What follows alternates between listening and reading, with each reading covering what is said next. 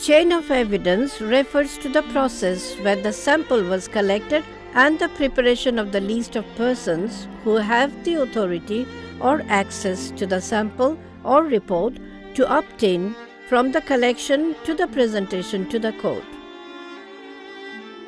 The purpose of protecting the chain of evidence is to reduce the risk of spoilage of samples before she is presented to the court. All clothing, swabs, gauze, and other items that require forensic examination and presentation in court should be thoroughly dried and stored in paper bags. This sample can be used for DNA testing even years later if properly dried and stored.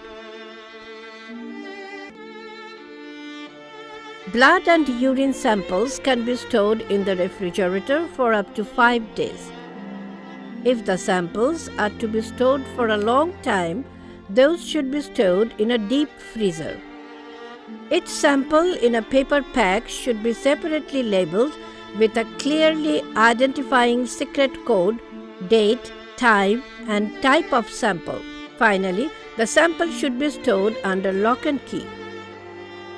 Note that the survivor's name or first name cannot be used as an identifier code.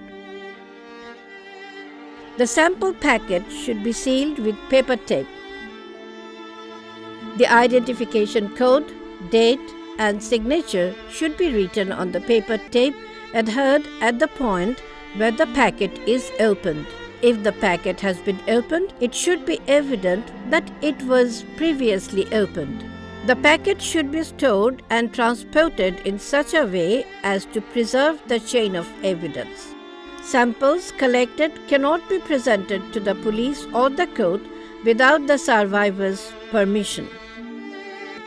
It's possible for a survivor to agree to sample collection during the physical examination but refuse permission for its use by the police. In such instances, even if a forensic sample is collected, it cannot be submitted to the authorities. If the hospital has storage facilities, the survivor should be informed that these samples will be stored for up to 6 months and then will be destroyed. In the meantime, if the survivor wishes, it will be submitted to the appropriate authorities.